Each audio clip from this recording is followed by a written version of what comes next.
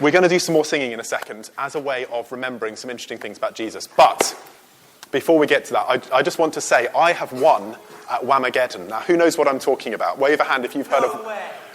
Who's heard of Whamageddon? Okay, a few people. Gordon, just explain for us, what is Whamageddon? It's kind of a game played on Absolute Radio to try to avoid hearing the Wham version of Last Christmas. Exactly. Exactly. Okay, so... 48 hours into Whamageddon. Well, I made it. I had a really close shave because Carol and I were watching a film a couple of nights ago, and she paused it, and Amazon at the bottom puts what characters are playing and also what track is on, and it said Last Christmas by Wham, and I was like, no, I'm going to have to put my fingers in my ears. But it hadn't yet started, so I basically watched the next 2 minutes with my fingers in my ears, and I got away with it.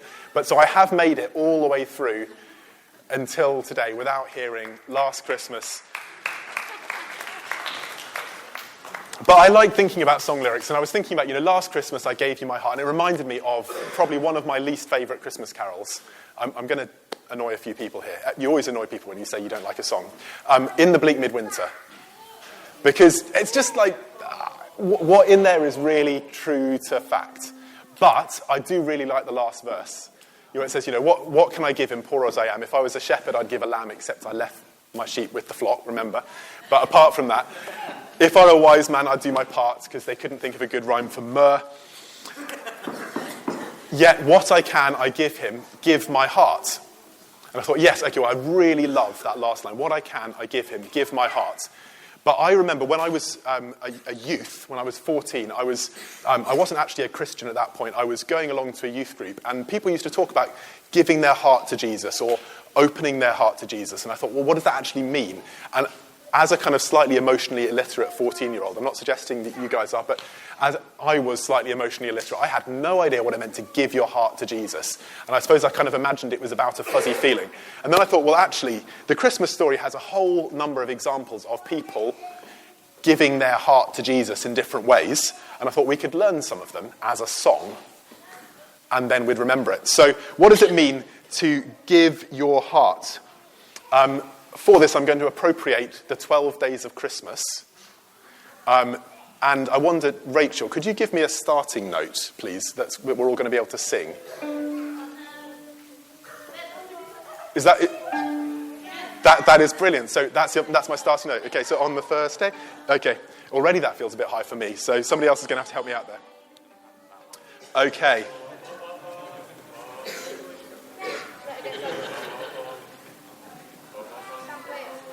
Right.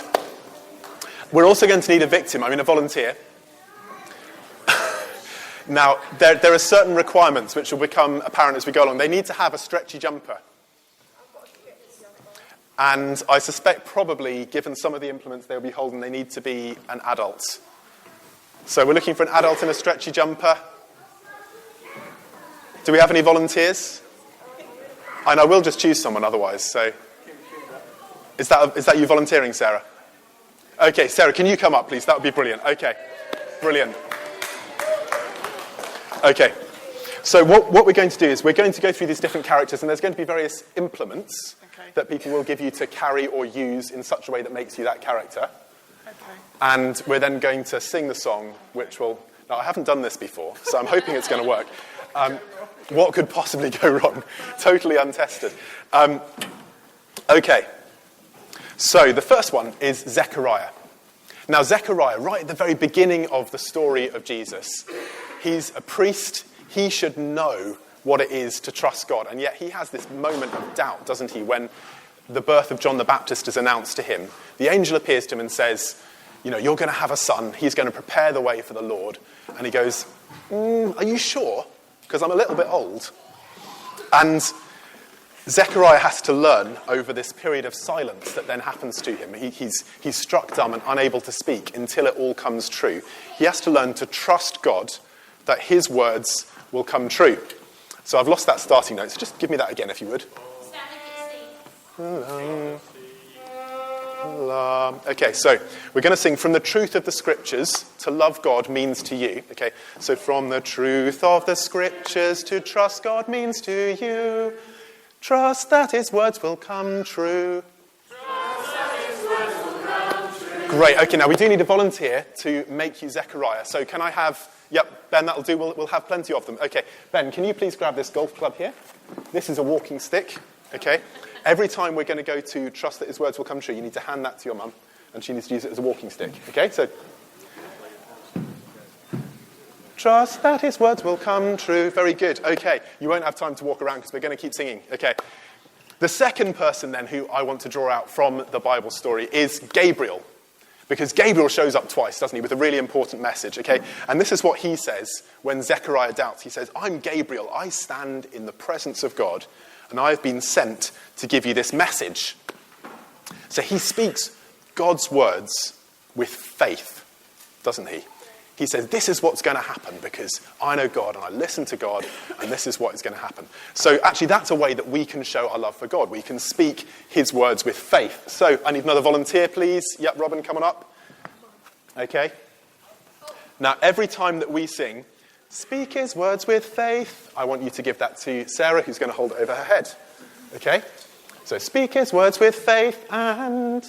trust that his word will come true. Very good. Okay, so should we sing that? From the truth of the scriptures to love God means to you.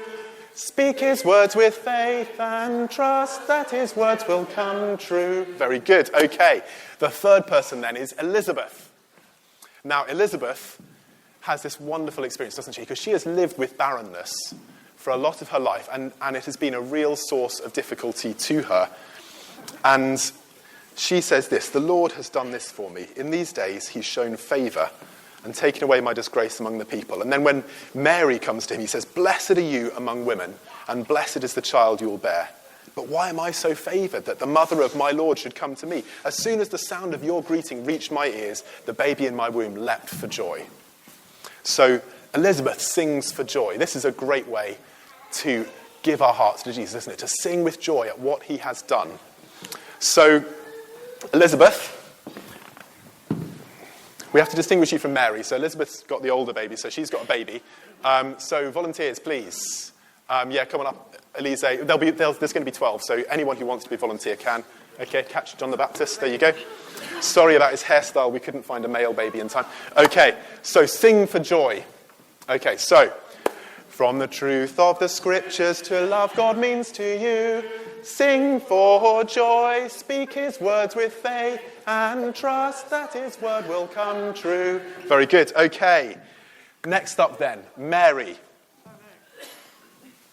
Now, Mary hears this message from an angel which would have hugely challenged her life, her plans, everything. And you know, her status in society, her future engagement. And yet her response when she receives this absolute bombshell message was, I'm the Lord's servant. May everything you've said about me come true.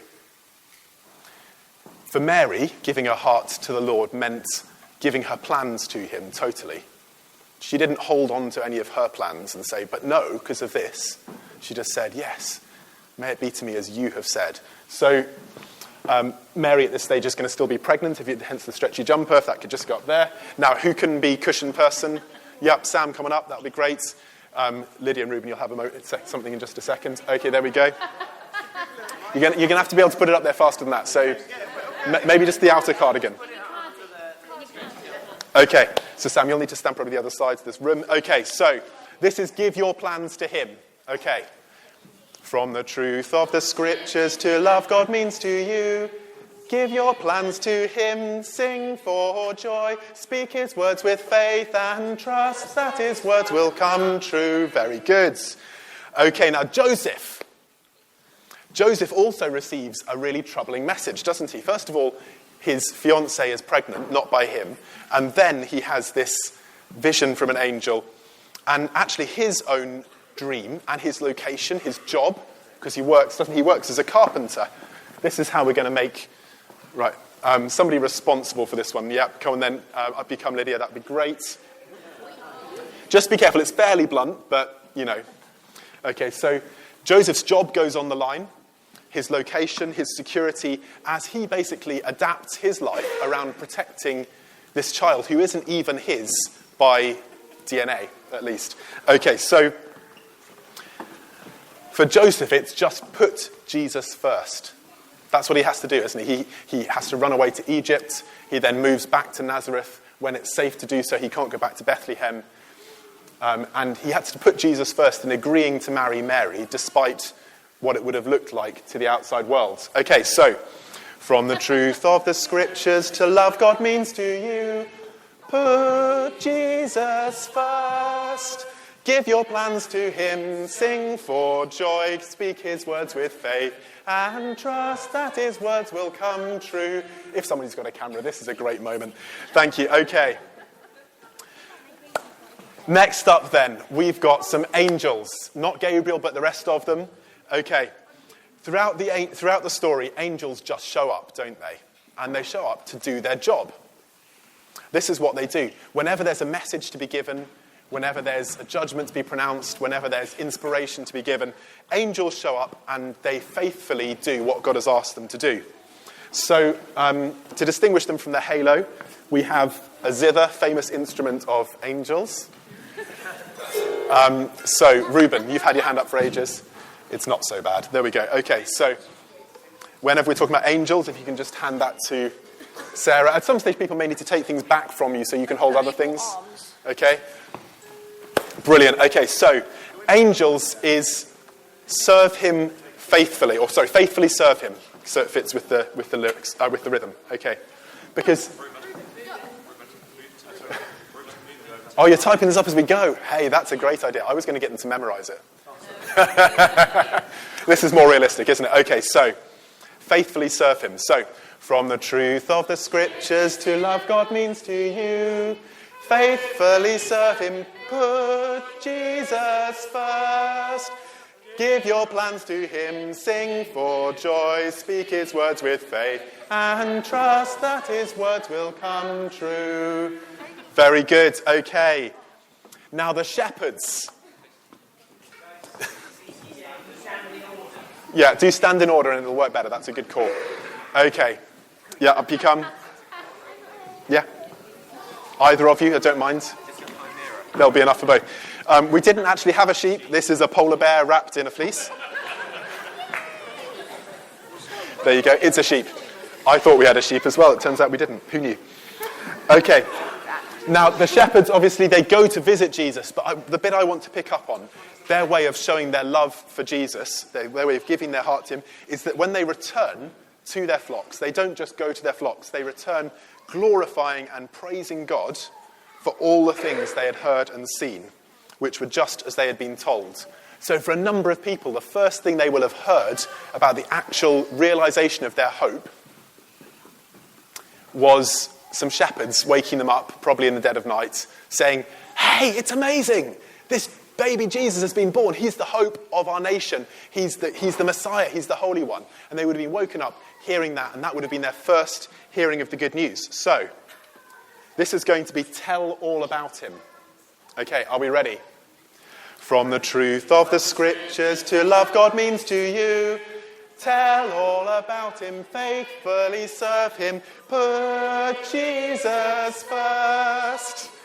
Give your plans to him, sing for joy, speak his words with faith, and trust that his word will come true. Brilliant. Okay, we're going to keep going. So, when Jesus is 1 week old, he goes to the temple, and as we've heard, Anna and Simeon recognize him there. Now, Simeon, he's an interesting chap. It says, it's sort of a bit enigmatic in the scriptures. It had been revealed to him by the Holy Spirit that he would not die before he had seen the Lord's Messiah. What an amazing promise for God to make him. Moved by the Spirit, he went into the temple courts that day. He might not have been there, but he was, because he was prompted by the Spirit. Simeon listened to the Spirit. He listened, first of all, when the Spirit told him that he wouldn't die before Jesus came. And then he listened again to know to go to the temple that day. Now, Simeon obviously was good at listening, but he was very old, so he's got an ear trumpet. It's not a Viking horn, honest. Okay, so if you could be Simeon. Okay, this is listen to the Spirit. Okay? And, yeah, come on, that'd be great. Yeah. Okay, so in order. From the truth of the scriptures, to love God means to you.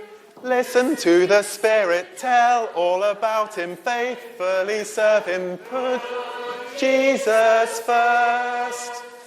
Give your plans to him, sing for joy, speak his words with faith and trust that his word will come true. Brilliant. Okay, Anna is there in the temple as well. And the thing we know about Anna is that she faithfully prays. In fact, it says that she really didn't ever leave the temple, but worshipped night and day, fasting and praying. Now, I'd used up pretty much all our worship props, so I'm afraid all I've got is a kind of worshipful ribbon for you to wave. I'm not convinced that's what Anna would have used. Okay, but so this is pray without ceasing. Yeah, tuck it behind your ear. Great idea. Except we need somebody to hand it to you. So do you want to come up? That would be great. Okay. Okay, so this is number 9. Pray without ceasing. Okay. From the truth of the scriptures to love God means to you. Pray without ceasing, listen to the Spirit, tell all about him, faithfully serve him, put Jesus first. Give your plans to him, sing for joy, his words with faith and trust that his words will come true. Very good. Okay, 3 more to go. Well, we have these magi, don't we? These wise men from the east. And they see a star rising, and as a result, they go to worship.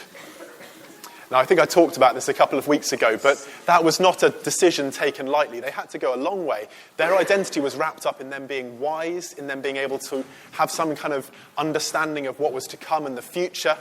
And so they were really staking it all, because if they'd got to Israel and found that actually, no, there was no king being born, then that would have been not only a huge amount of time wasted and resources wasted, but that would have been their reputation down the drain.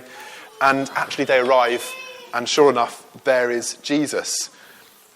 For these magi who wouldn't have known the Jewish faith as well, certainly as the Jews, that perhaps they had some understanding of it, this was earnestly seeking him. So we're going to say earnestly seek him for the magi. Who wants to be, yep, that'd be great, deliverer of the magi. They've got a star on a stick. Sam, if you can just pass that over. Nasty feeling some stamp going over. Yeah, good idea. Thank you, Ryan. Okay, so you're keeping up on the PowerPoint. Thank you. From the truth of the scriptures to love God means to you.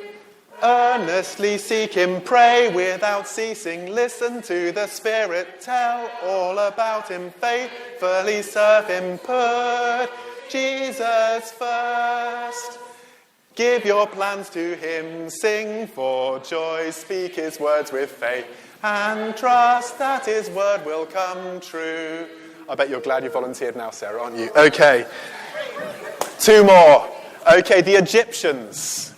Now, Jesus said once that, if you give a cup of water to someone who's thirsty, if you visit someone who's in prison, if you give clothing to somebody who lacks it, he said, it's as though you did it for me.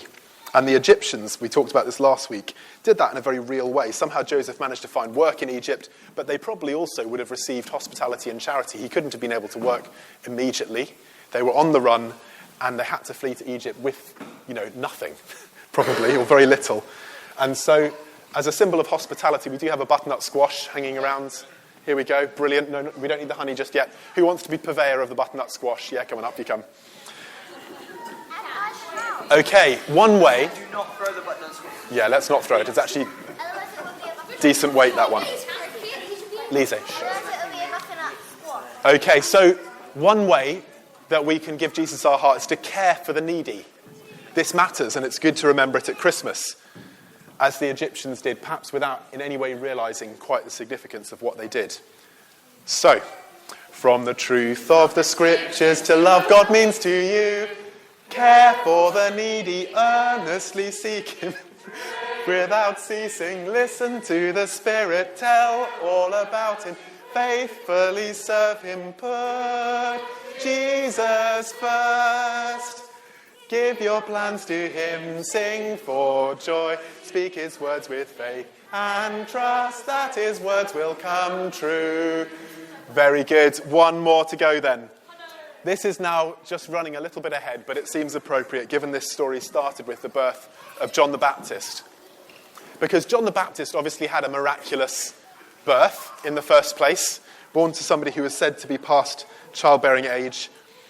Much promise was spoken about him, and when he started to preach, crowds gathered and he baptized them. And yet at some stage, his disciples said to him, listen, all your followers are leaving to follow Jesus. And he said, yeah, that's how it should be. He must increase and I must decrease. This is one of the most powerful things that John the Baptist says. As a figure who had public renown, public acclaim, he said, no, Jesus needs to increase and my reputation, my status needs to decrease. So the last one we have is give him the glory, as John the Baptist did. Now, who's going to be John the Baptist's honey deliverer? John the Baptist obviously diet of locusts and honey, so honey was the better one to get, I think. Brilliant. Okay. Are we ready for this? Maybe we could stand up for the last one. What do we think? Okay. Give it some real gusto.